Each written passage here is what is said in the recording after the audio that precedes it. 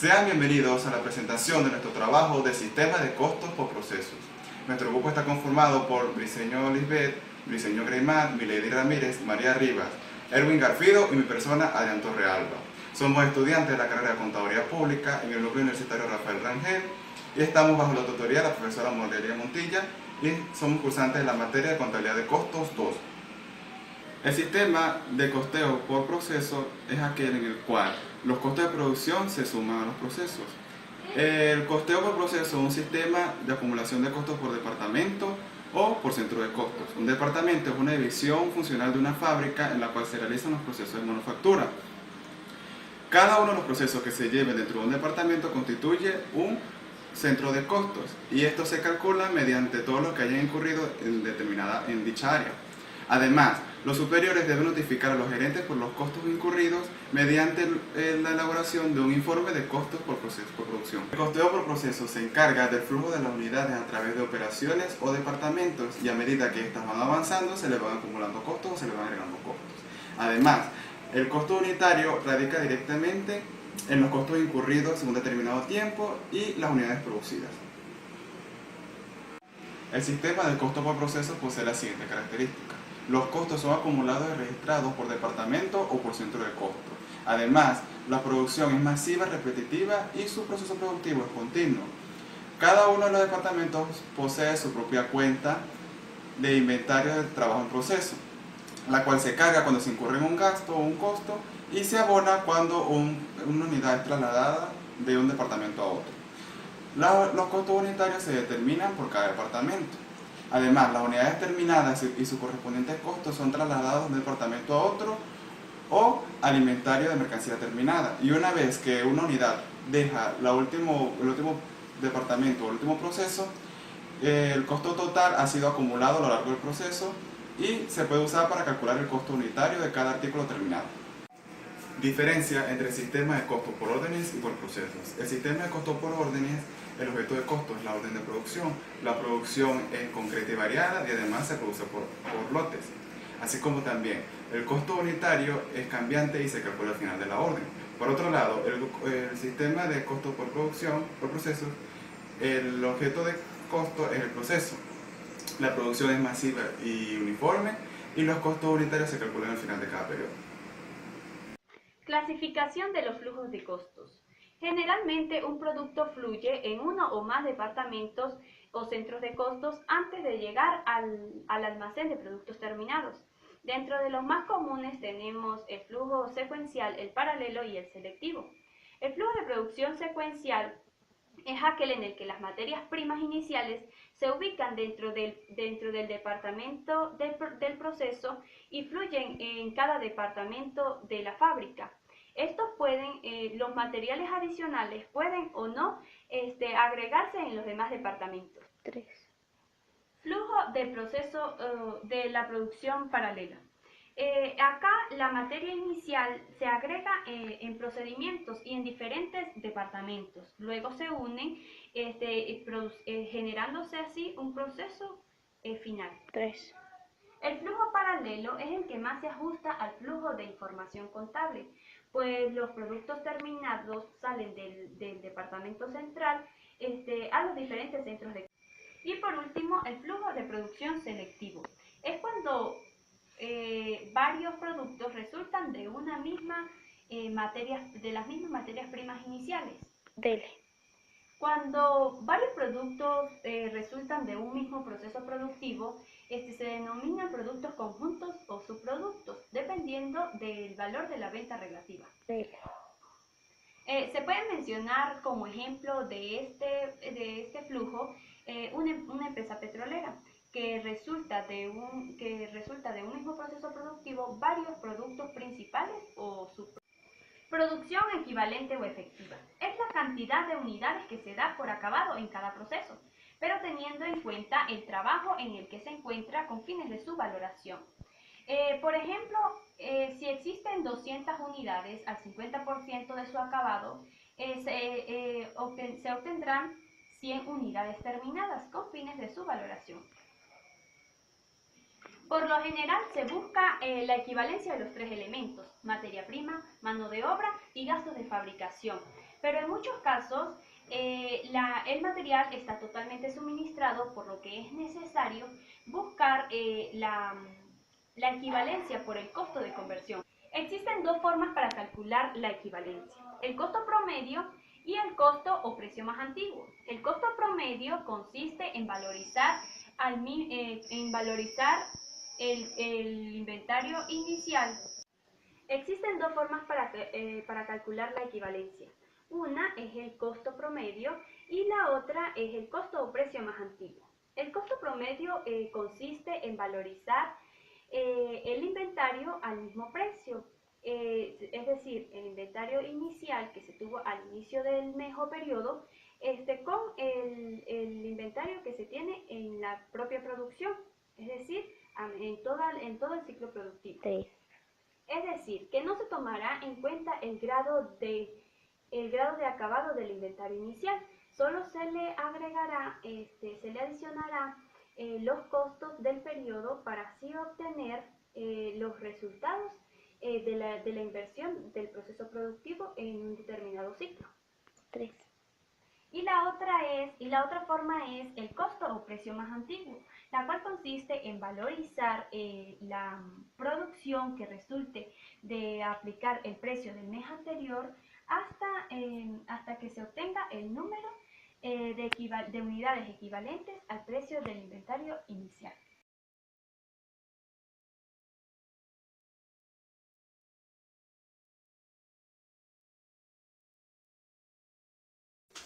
Hola, soy Erwin Garfido, cursante de costos 2. Le conversaré acerca de lo que es el informe de los costos de producción y sus etapas. Son desembolsos causados por el proceso de fabricación o por prestaciones de servicios. Lo que son los sueldos y salarios al personal de la planta de producción, materia prima y otros. También acumular los datos de los costos para determinar los costos unitarios del producto fabricado. Facilitar información para la planificación de los procesos productivos. Contribuir al control de los procesos productivos. La contabilidad de costos debe determinar 4 actividades básicas para satisfacer los objetivos. El principal es la medición de los costos, que es acumulación de información necesaria para determinar los costos finales de un producto, de los materiales, de la mano de obra. El segundo son los registros de los costos en los libros de recontabilidad. En el tercero son los análisis de los costos para diferentes propósitos, como es el plan operativo y la determinación de tendencias. El cuarto es la presentación detallada de informes para la toma de decisiones internas. En la etapa de producción, en la primera etapa es el periodo de mayor crecimiento, la producción en las empresas. Es el periodo de más trascendencia, porque cada entrada adicional se producirá en términos comparativos más productos, lo cual implica un rendimiento marginal creciente. Un ejemplo sería que si un empleado produce 5 latas por sí mismo, ¿por qué 2 empleados no pueden realizar 15 latas entre los dos? Las 3 curvas son crecientes y son positivas en esta etapa. En la etapa 2, en el periodo, el crecimiento marginal empieza a disminuir. Esto lo hace llevar a hacerse cero. ¿Qué quiere decir esto? Que es una variable adicional en determinado insumo, pero no implica una mayor producción adicional. Esto en la entrada de variable unitaria, donde se puede seguir produciendo unidades adicionales, pero con tasas constantes, sin excedentes o rendimientos adicionales. Esto es debido a la ley de rendimiento decreciente, donde nos dice que la salida disminuye de manera constante cada unidad variable de la entrada. Estas siempre se van a mantener iguales a los insumos fijos. El ejemplo sería: en la primera etapa hubo un empleado que pudo haber añadido entre 9 o 10 latas más a la producción, pero en la segunda etapa hubo un empleado adicional para producir 5 o 8 latas. En esta situación, la curva de la demanda la curva del producto total sigue aumentando, mientras que la curva marginal y media puede empezar a caer o no crece o se queda estática. En la etapa 3 son los rendimientos marginales que son negativos. Esto es cuando se agrega más variables, se hace una contraproducente porque va a haber más fuentes adicionales de mano de obra, donde puede que se disminuya los productos, la producción global. Un ejemplo sería que hay una contratación de un empleado adicional para que produzca las latas, pero lo que va a hacer es reducir esa producción general que antes se hacía.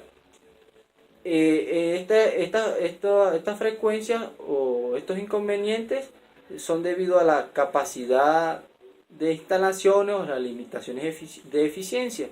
En esta etapa, lo que son las curvas de producto total, inicia básicamente la tendencia de irse hacia abajo. La curva media continúa su descenso y la marginal se vuelve cero. Cuando esto ocurre, básicamente habrá que tomar unas decisiones económicas para ampliar la capacidad o estudiar los métodos de producción o desplazar mano de obra. Muchas gracias. Del sistema de costo por proceso. Existencia de inventarios iniciales de productos en proceso. La existencia de inventarios iniciales de productos en proceso genera un problema en el costeo por proceso, puesto que deben considerarse las siguientes preguntas. Debe hacerse una diferencia entre las unidades terminales del inventario inicial de productos en proceso y las unidades iniciales y terminales en el periodo corriente.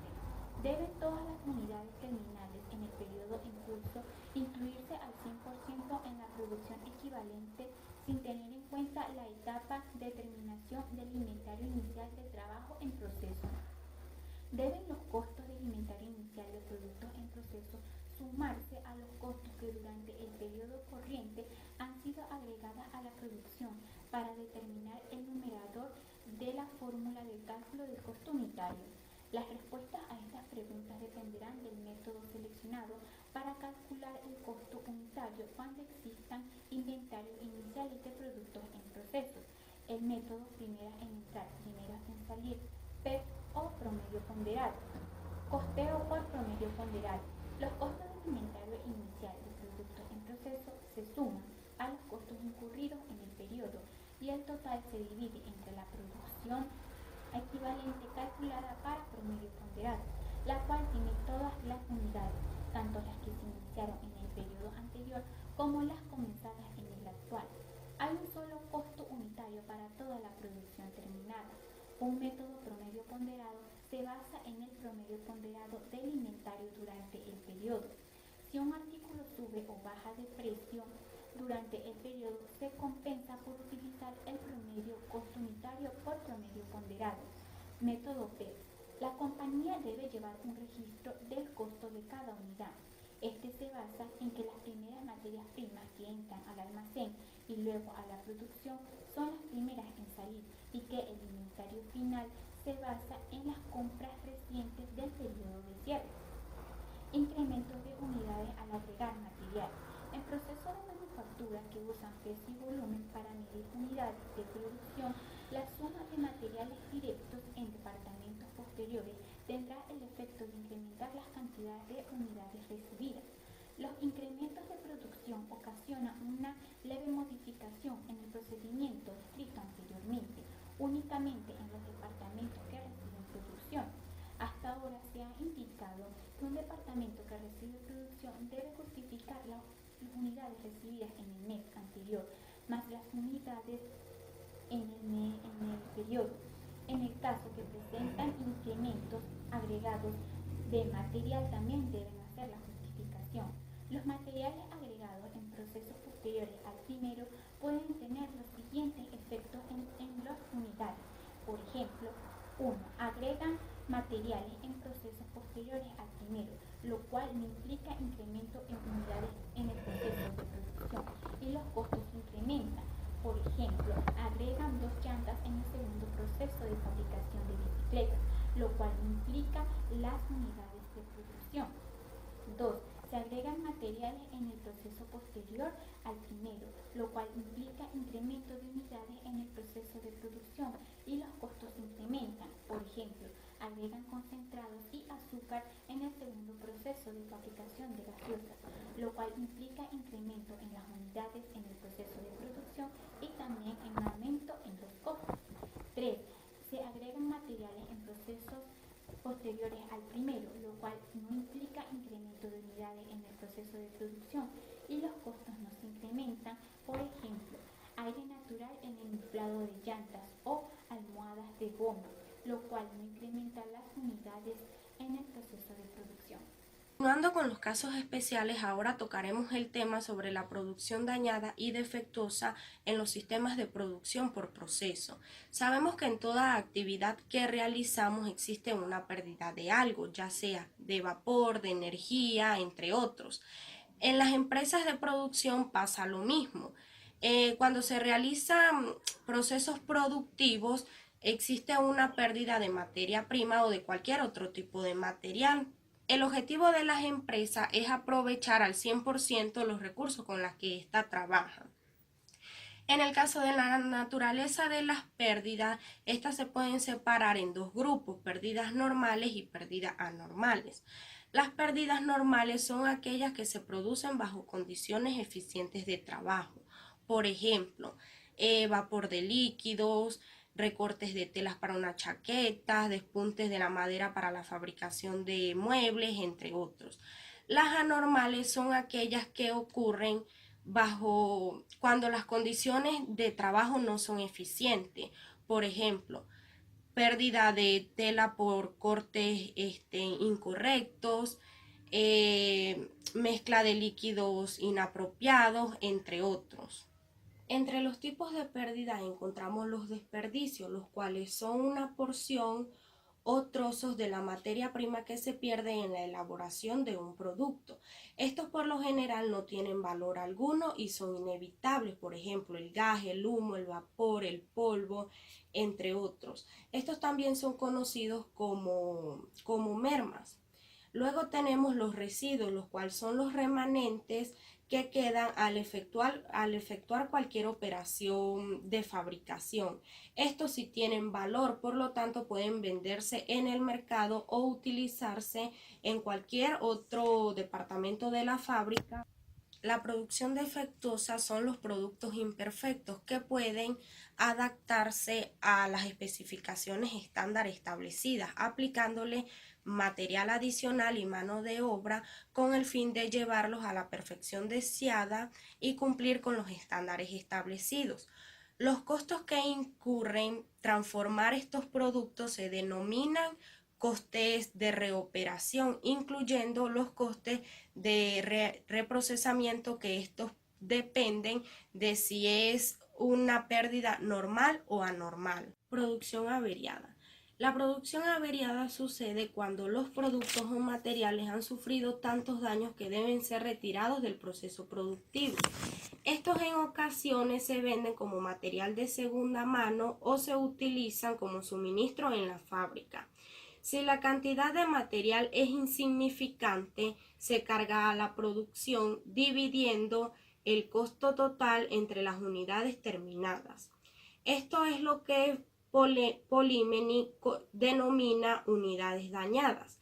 Las unidades dañadas se pueden detectar en todo el proceso productivo.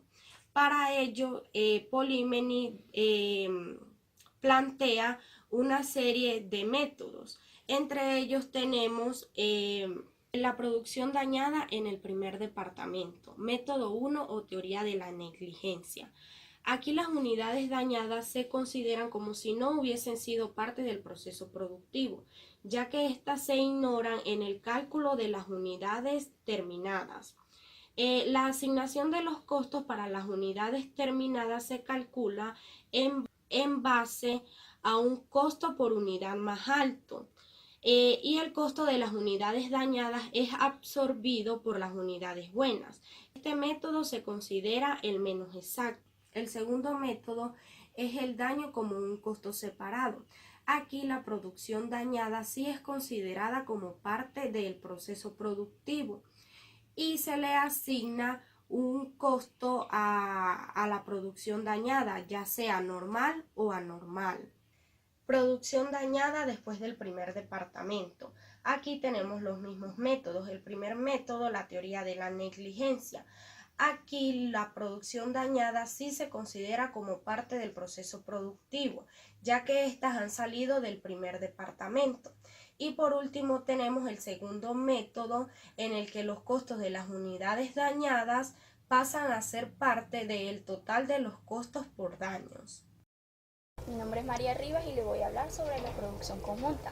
La producción conjunta es un sistema adecuado de producción que sirve para hacer ciertos elementos, artículos o productos que conlleven a una misma producción. Además sirve para utilizar costos conjuntos, es decir, que mientras mejor sea el aprovechamiento, menor va a ser el costo. En cuanto a la producción múltiple, esta se refiere a que se obtienen ciertos productos inadecuados o productos involuntarios, es decir, estos productos son inevitables y además es imposible permitir que su preparación sea de manera separada. Cabe destacar que esta producción es propia de las industrias petroquímicas, agroquímicas, todas aquellas que se encuentren operando con activos biológicos, ya sea forestales, forestales o de agricultura, y además esta también se basa en aquellas producciones de alimentos. Por otro lado, esta producción conjunta de industrias son aquellos cuya elaboración es continua o pertenece a uno o varios procesos. Por ejemplo, las industrias petroquímicas de refinación de petróleo, donde esta se basa a la fabricación de petróleo, de gas, de asfalto, así como otros derivados. También nos encontramos con las industrias metalúrgicas, que se refiere a la fabricación de metales, como también las de vinícolas, que se refiere a la fabricación de uvas, pasas o vinos. Ahora veamos los productos y subproductos, y tenemos que los productos son aquellos que describen un bien cuyo valor de venta es positivo. En cambio, en los subproductos, estos son los que se obtienen de un proceso de producción conjunta, cuyo valor de venta es más bajo que el producto principal. Un ejemplo de estos subproductos sería el acerrín. ¿Por qué? Porque es un derivado de un producto principal, que es la madera. Entonces, cuando se lleva a la elaboración de un mueble, tenemos que el mueble es el producto principal y el acerrín es el producto secundario. Pero también hay que saber o tomar en cuenta qué se va a hacer con estos productos secundarios, si venderse o tomarse como residuos. Entonces, si se decide vender, este pasaría a ser un método de recuperación de costo. Ya como antes mencioné, lo que es el producto y el subproducto, ahora veamos la diferencia entre ellos. Y la diferencia es la importancia que radica en cuanto a su valor de venta, ya que los subproductos es un producto secundario y los productos es un producto primario.